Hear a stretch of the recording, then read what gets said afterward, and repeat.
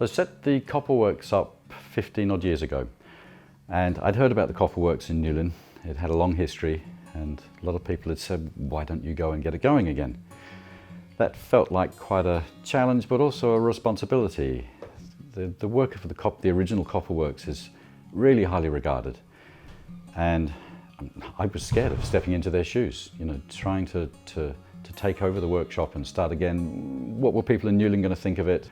So I had a long talk with people, let them know I was absolutely serious and genuine about it. It was going to take some time, and I got nothing but support and encouragement.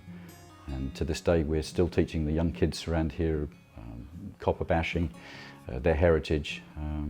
Yeah, it's been a long journey, but a really fruitful one. Newlyn has stayed true to its core. I guess in a sense it's been lucky that it still has a fishing industry that's healthy, and it's the core of the community. But as indeed it was in the 1890s, it still has a rich arts community to it as well. And there's still pockets of that happening in Newlyn today. And so you still get this kind of extraordinary and quite unique relationship between industry, fishing industry, and the arts community, between the painters and the potters and so on. As coppersmiths, we tend to work from flat sheet copper.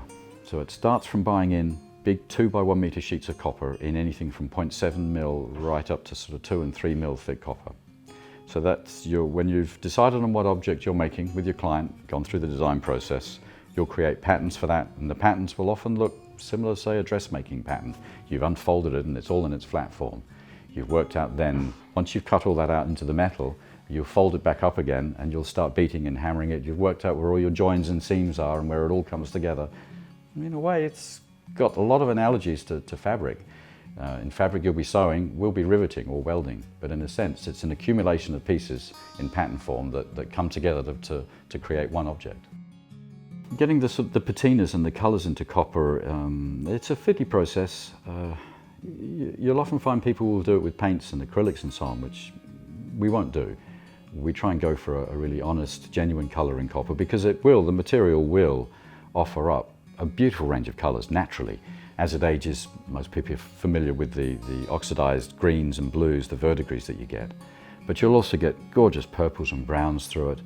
And all of those colours that we get into the metal, we do through heat and chemicals to oxidise the metal, to bring out the kind of natural beauty in the metal. And then to finish it, to seal it, we wax them all. We won't lacquer anything. If you lacquer metal, you pretty much kill it.